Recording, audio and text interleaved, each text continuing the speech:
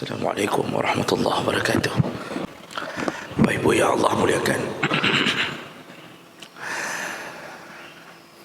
khusyuk bukan bahagian dari rukun salat, juga tidak termasuk dalam syarat sah salat. Artinya,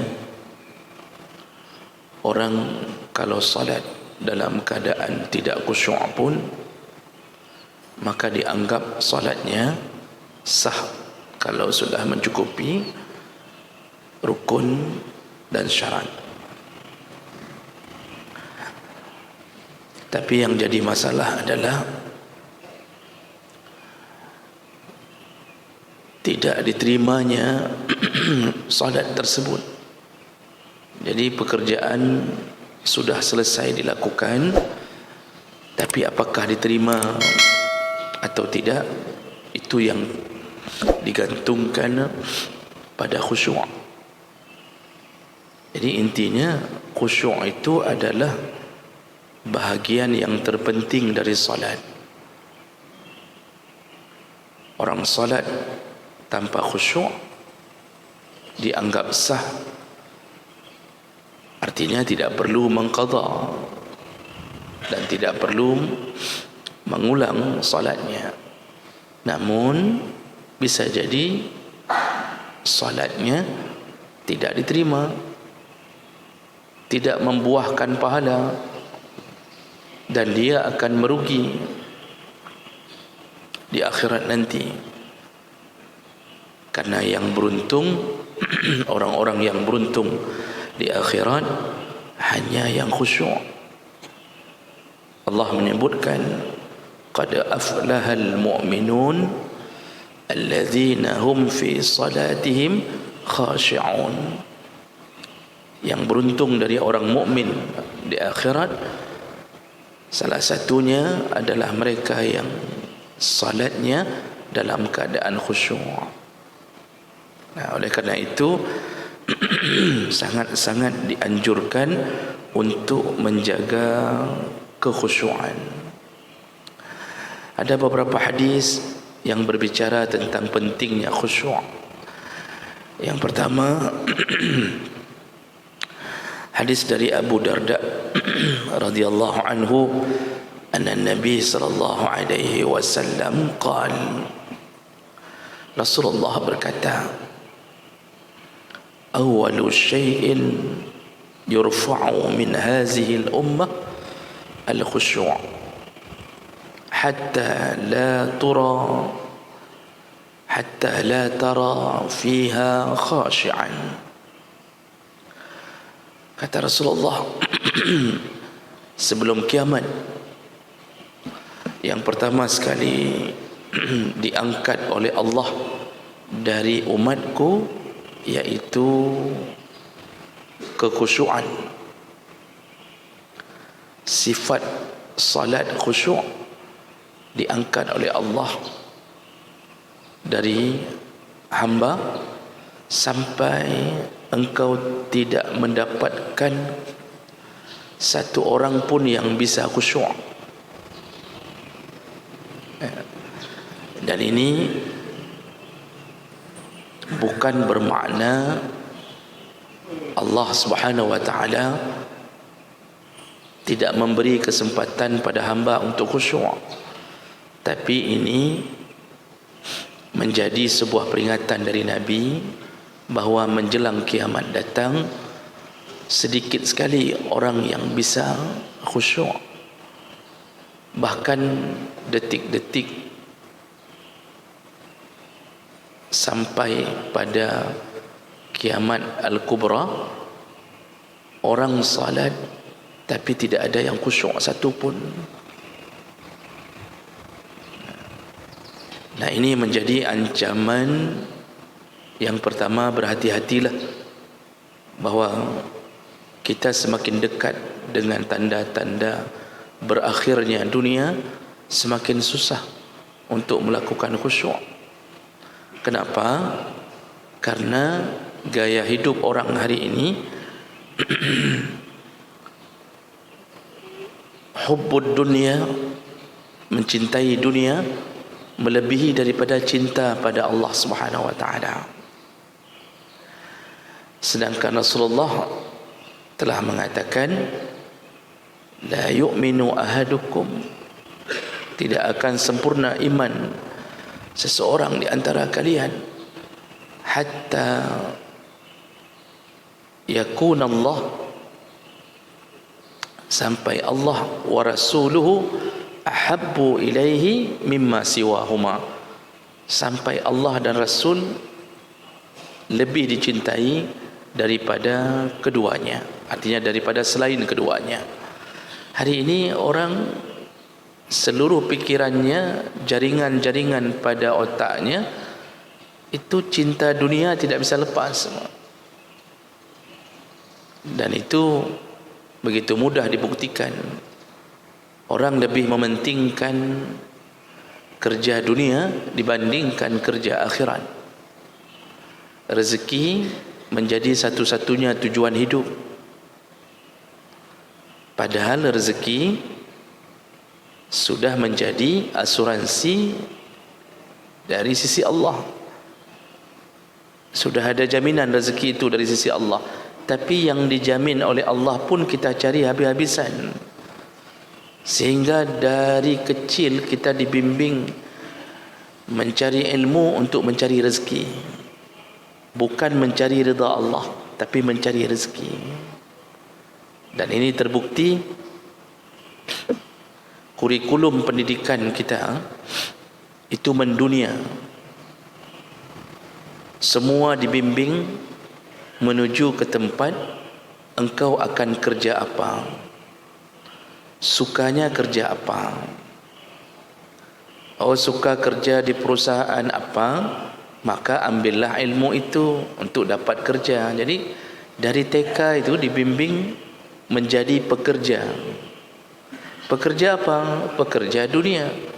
Maka kalau kita tanya cita-cita sama anak TK, semua cita-citanya dunia. Ingin jadi ini, ingin jadi itu. Jarang kita dapatkan ingin masuk surga, ingin menjadi ulama, jarang. Karena begitu gaya hidup kita.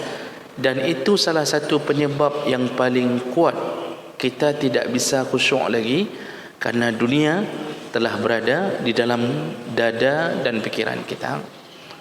Jadi mau solat pun yang terfikir dunia. Kalimat khusyuk, khasyi'a yakhsha' khusyu'an, itu ada beberapa makna. Di antara makna yang paling dekat yaitu merendah dan diam atau menyepi. Lalu para ulama mengatakan maksud khusyuk dalam salat adalah seseorang mengosongkan hati dan pikirannya daripada selain Allah Subhanahu wa taala. Jadi khusyuk ini pekerjaan hati. Lahirnya pada gerakan. Orang yang hatinya khusyuk, maka dia akan tampak pada gerakan salatnya. Gerakan salatnya tenang, penuh dengan kesahajaan. Pikirannya benar-benar hanya fokus pada menghadap Allah Subhanahu wa taala. Nah, khusyuk ini kalau sudah sampai menancap di hati, maka salat itu tidak lagi berat, malah dirindukan. Salat itu menjadi penggembira kalau orang sudah sampai pada level bisa khusyuk. Yang berat salat itu siapa? Yang tidak bisa khusyuk, karena masih banyak keinginan-keinginan dunia yang dia raih di dalam salatnya. Jadi masih ada ni, habis salat saya akan apa lagi.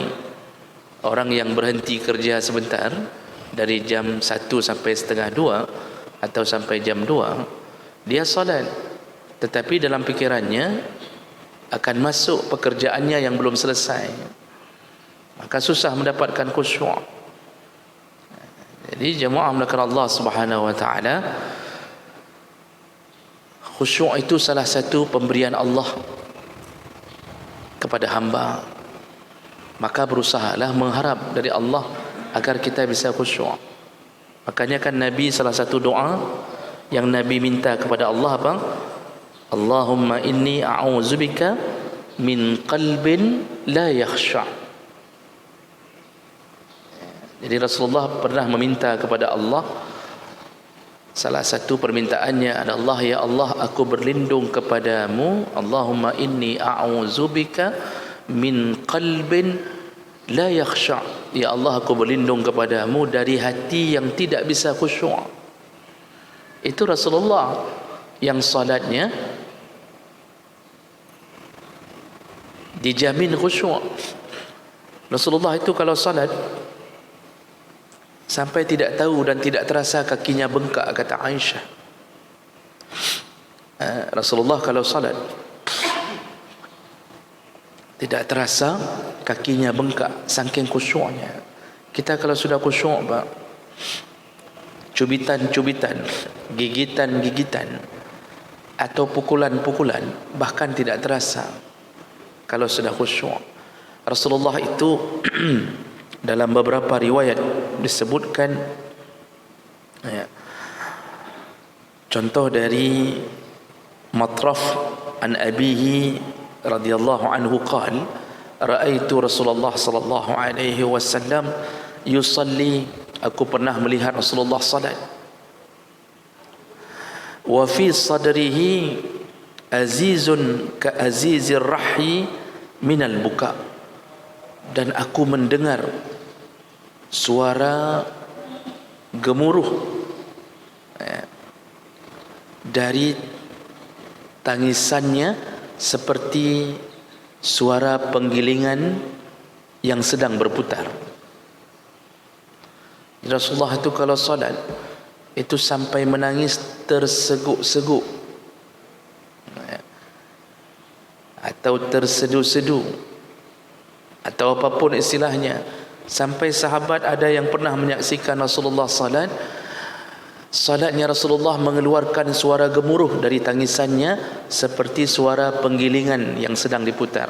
Karena orang Arab dulu kalau menggiling gandum menjadi tepung itu memakai penggilingan yang diputar oleh keledai, diikat sama keledai, jadi suaranya itu geruduk geruduk geruduk. Begitulah seakan-akan tangisan Rasulullah. Jadi benar-benar beliau larut dalam kecintaannya, dalam kesyukurannya kepada Allah, sehingga beliau tidak ingat apapun di luar salatnya.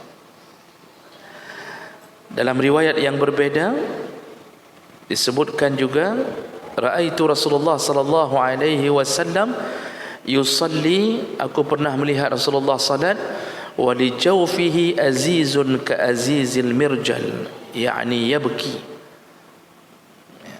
Aku pernah melihat dan mendengar ketika Rasulullah salat terdengar suara tangisan dari Rasulullah seperti suara air mendidih, al-mirjal, seperti suara air mendidih, menggelegak-gelegak tangisannya. Nah, jemaah melakukan Allah, ini kebiasaan salat Rasulullah karena seluruh apa yang dibaca, pikirannya benar-benar menyatu dengan kebesaran Allah Subhanahu wa taala. Tentu kita berfikir bahwa wajar terjadi pada Nabi, karena Nabi orang yang bisa diizinkan melihat yang gaib, yang kita tidak bisa lihat. Nabi sudah lihat surga, Nabi sudah lihat neraka. Tentu pemandangan-pemandangan ini menyebabkan hati Rasulullah semakin dekat dengan Allah, dan syukurnya adalah syukurnya seseorang yang tidak tahu bagaimana cara membalas jasa dari pencipta Allah yang telah memuliakannya. Kita ini jangankan melihat surga dan neraka, membayangkan saja tidak sampai. Orang Pak, kalau sudah sampai pada menjiwai sebuah bayangan keindahan atau rasa takut, itu akan berproses pada hati. Ibu-ibu kalau nonton filem India, ibu-ibu ni kalau nonton filem India, sudah sampai pada puncak sedih setelah putar-putar di pohon, sampai pada puncak sedih, itu sambil nonton keluar air mata, sampai enggak sadar bahawa nasi belum masak, ikan sampai gosong di penggorengan, enggak sadar tu. Kenapa? Terlalu menjiwai. Yang main filem dapat wang, kita kenang tenak sama suami gara-gara hangus semuanya, tapi nangis karena menjiwai. Itulah kira-kira begitulah kiasannya. Maka Bapak Ibu yang Allah muliakan, kalau salat, berusahalah agar salat itu diterima Allah. Sah sudah sah, tapi bagaimana caranya diterima? Pintunya adalah khusyuk. Maka berusahalah khusyuk. Kita tidak bisa sempurna seperti Nabi, tapi berusahalah mendapatkan maksimal. Rasulullah sudah mengatakan tentang keadaan salat kita. Apa kata Rasulullah dalam hadis riwayat Ammar bin Yasir radhiyallahu anhu? Ammar mengatakan, sami'tu Rasulullah sallallahu alaihi wasallam yaqul, aku pernah mendengar Rasulullah berkata, innar rajula la yansarif, ketika seseorang sudah menyelesaikan salatnya, wa ma kutiba lahu illa usyru salatihi, kata Rasulullah, ada orang yang salat yang diterima oleh Allah hanya 1/10 dari salatnya, hanya 1/10. Kalau pahala itu 100%, dia cuma dapat 10%. Ada yang menerima pahala tus'uha, hanya 1/9. Ada yang menerima sumunuha 1/8, subu'uha 1/7, sudusuha 1/6, khumusuha 1/5, rubu'uha, ada yang terima 1/4. Ada yang menerima pahala sudusuha 1/3. Dan yang banyak dan sudah bagus ketika seseorang mendapatkan nisfuha, setengah dari yang dijanjikan Allah, itu sudah bagus. Jadi dari 100% kita dapat pahala 50%, itu pun sudah bagus. Rasulullah sudah menggambarkan itu dalam hadis yang sahih ini, riwayat Abu Dawud dan Nasa'i. Maksud Rasulullah adalah begitu susahnya seorang hamba bisa khusyuk 100% kepada Allah, susah. Tapi berjuang mendapatkan khusyuk, itu sudah diterima salat, walaupun pahala kadang-kadang tidak sempurna. Nah, ketidaksempurnaan itu nanti ditutupi dari mana? Dari salat-salat sunnah. Siapa yang menjamin salat sunnah itu bisa menutupi kekurangan pada salat wajib? Rasulullah langsung yang mengatakannya. Makanya ada hadis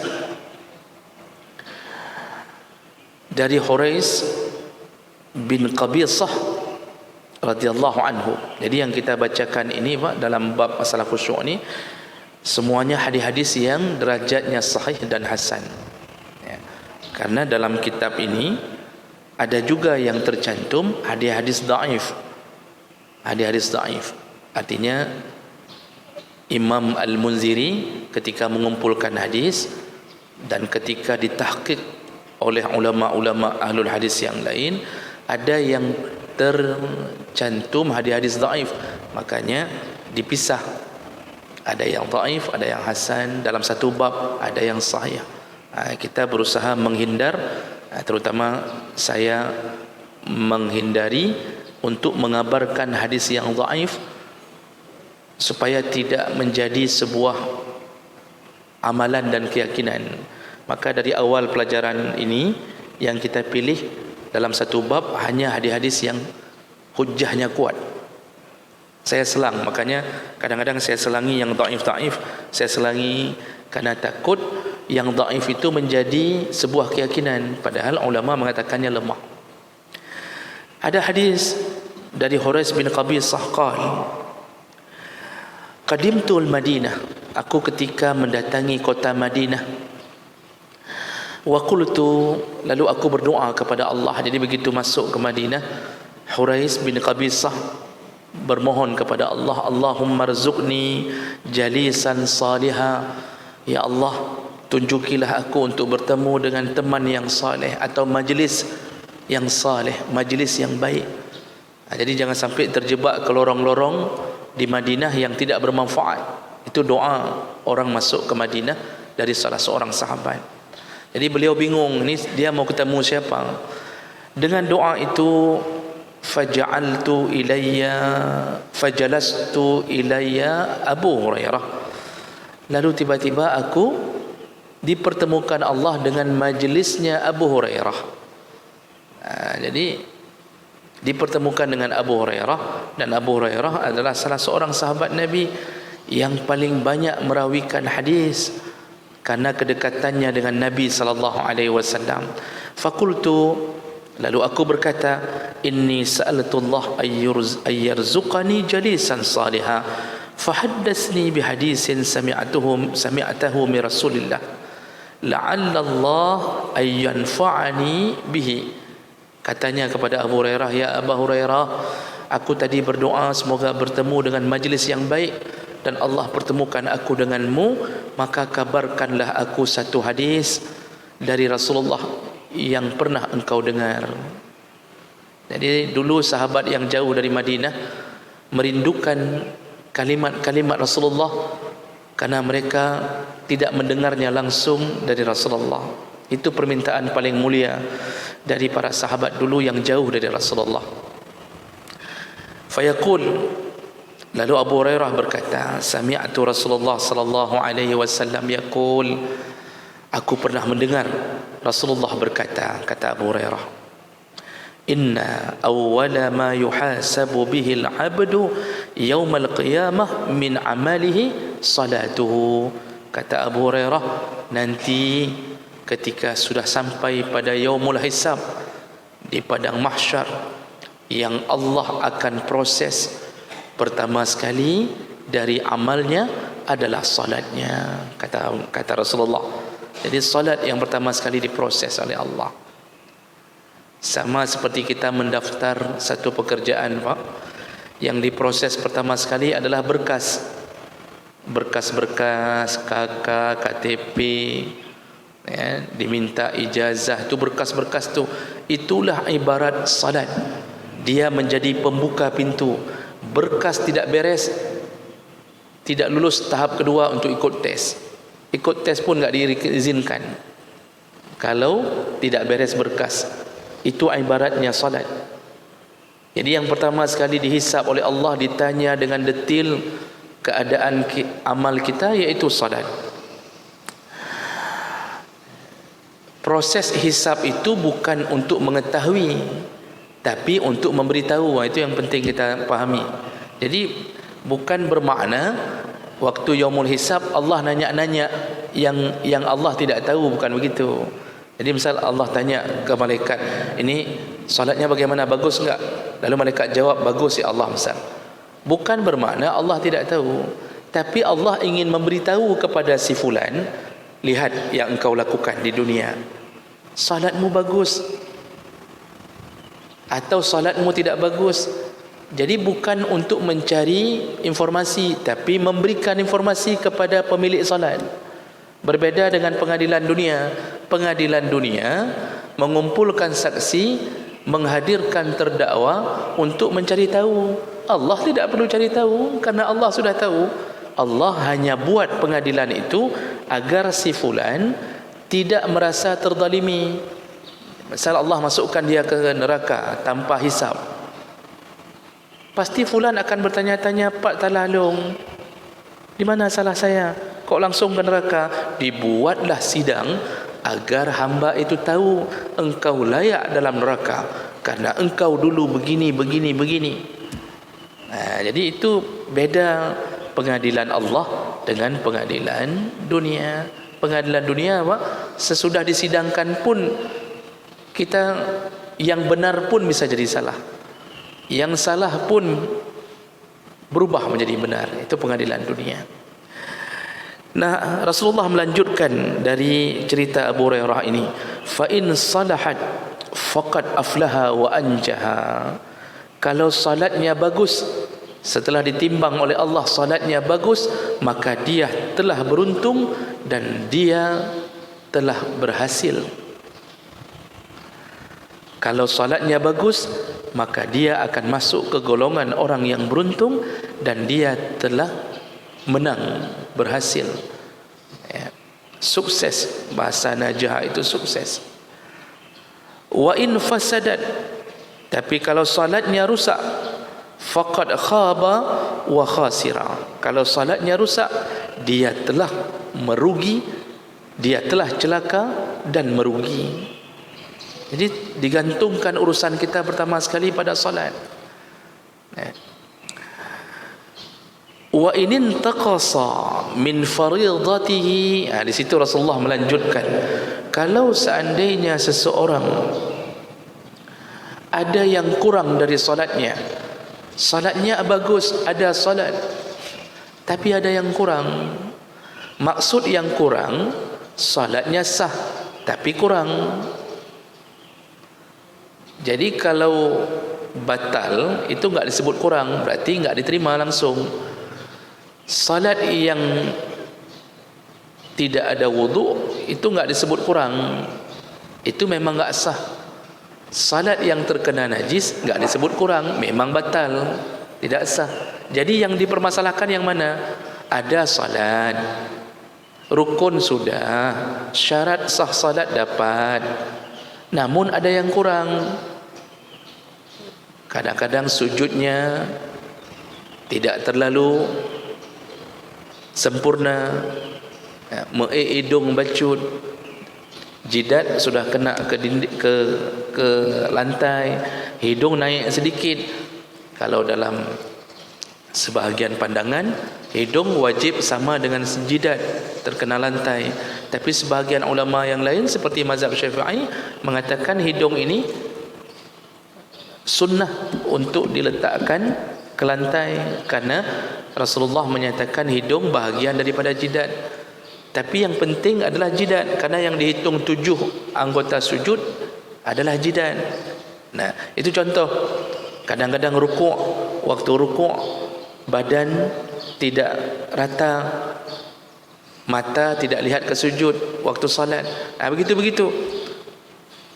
Itu namanya kurang. Jadi orang yang enggak salat enggak disebut kurang, enggak salat. Yang model-model enggak pernah salat itu enggak disebut kurang, itu dihambo langsung. Enggak ada cerita bantuan-bantuan. Nah, ini yang dibantu siapa? Wa inin taqasa, yang ada kurang-kurang dalam salatnya. Termasuk salah satu yang dimaksud adalah kurang khusyuknya. Rakaat pertama khusyuk, rakaat kedua hilang. Jadi dia cuma tahu bacaan imam pada rakaat pertama. Habis salat ditanya orang, tadi imam rakaat kedua apa ke baca? Mah ana tengok lelung, kata dia. Enggak bisa, enggak konsen. Ini kekurangan ini. Nanti rakaat ketiga dapat lagi.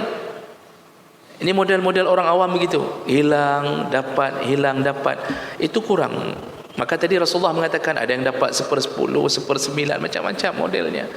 Nah, kemudian qala Allah Ta'ala, kalau orang ada salat tapi ada kekurangan yang tidak membatalkan salatnya, kata Allah kepada para malaikat, unduru, sekarang coba cek, kata Allah, lihatlah, hal li abdi min tatawwu', dia ada melakukan salat-salat sunnah. Maksud salat sunnah yang berhubungan dengan salat wajib. Apa dia? Qabliyah dan ba'diyah. Ada qabliyah, ada ba'diyah. Cuba lihat, kata Allah. Maksud cuba lihat, Allah sudah tahu. Cuma percakapan itu supaya hamba itu tahu. Maka hamba berdiri di hadapan Allah ketika mendengarkan Allah berkata, dia panggil malaikat, coba cek ni orang ada salat-salat sunnah apa. Di situ perasaan hamba merasa bersyukur dan beruntung. Alhamdulillah, alhamdulillah ada yang tolong salat sunnah. Sama kayak kita Pak, ketika terdesak tiba-tiba datang bantuan, itu merupakan kelegaan hati. Tapi bayangkan kalau orang enggak pernah solat, apa yang terasa di hadapan Allah sedangkan neraka telah menyala. Nah, lalu Allah berkata, kalau dia ada solat sunnah, yaitu salat qabliyah dan ba'diyah, yakmulu bihi man taqassa minal fariidah. Allah menyuruh malaikat sempurnakan salat wajibnya dengan pahala salat sunnahnya. Begitu perintah Allah kepada malaikat. Ini sudah dibocorkan dulu apa yang terjadi di yaumil hisab nanti. Summa yakunu sa'iru amalihi ala zalik. Lalu kemudian barulah dihadirkan semua amalan yang lain. Nanti amalan yang lain juga begitu. Pertama salat, lalu ditutup dengan salat-salat sunnah tadi. Sudah selesai salat, ternyata diterima. Beres, kata Allah, diterima, sudah selesai. Dihadirkanlah amalan yang lain. Baru hadir Ramadan, puasa Ramadan. Ada kurang-kurang dalam Ramadan, diperlakukan sama oleh Allah. Allah akan kembali menyuruh malaikat, coba lihat, ada puasa Senin Kamis, coba lihat hamba ini ada puasa Ayyamul Bid, coba lihat ada puasa Muharram, coba lihat hamba ini ada puasa Zulhijjah, ada puasa Arafah. Kalau ada, sempurnakan Ramadannya dengan pahala sunnah. Maka bahasa Nabi, semua amal akan diperlakukan sama. Ada kurang-kurang, ditutup dengan amalan-amalan yang sunnah. Zakat ada tidak? Ada. Ternyata salah hitung nisab. Maka Allah akan mengatakan kepada malaikat, coba lihat orang ini, ada sedekah, pernah wakaf di masjid, pernah ini, pernah, kalau ada tutupi, kata Allah. Haji ada. Rupanya waktu haji sibuk selfie, update status, selfie di padang Arafah, video call, terus-terusan, doa enggak ada. Hajinya sah karena badannya hadir waktu wukuf. Ternyata ada kurang-kurangnya. Lempar jamarat, ada yang kurang dari 7 batu, yang masuk 6 batu, 1 batu ke atas kepala orang. Berarti enggak cukup, ada kurang. Maka Allah akan menyuruh malaikat, lihat amalan yang lain. Begitulah fungsi penyempurna salat kita. Maka Bapak Ibu, kalau mau masuk ke dalam salat, berusahalah khusyuk dan jangan remehkan. Jadi jangan hanya berdiri badan, tapi pikiran melayang-layang sepanjang salat. Sampai salam enggak tahu apa-apa. Jangan. Sadarlah. Jadi sebelum salat itu peh-peh ulele, sadar, nyo sembayang. Jangan asal-asalan. Oh, nanti kurang-kurang sedikit, tutuplah dengan salat sunnah. Maka jangan kebiasaan tidak salat sunnah. Karena ada orang kebiasaan, waktu masih 7 menit lagi, mesin ten tu 7 menit lagi untuk salat qabliyah, tapi dia duduk enggak salat. Nanti ba'diyah juga duduk enggak salat. Ini yang kadang-kadang kita lupa. Padahal kita capeknya cuma 40 tahun, tapi pertolongan di akhirat gara-gara yang kita capek 40 tahun itu. Selamatlah kita sampai ke surga. Hidup bukan 40 tahun sebagai balasan, bukan juga di 2 kali lipatkan 80 tahun, tapi hidup selama-lama diselamatkan oleh perjuangan kelelahan 40 tahun itu. Maka berjuanglah untuk selamat sampai ke pintu surga Allah Subhanahu wa ta'ala. Baik, saya berhenti di sini. Ada waktu 5 menit, 7 menit. Silahkan.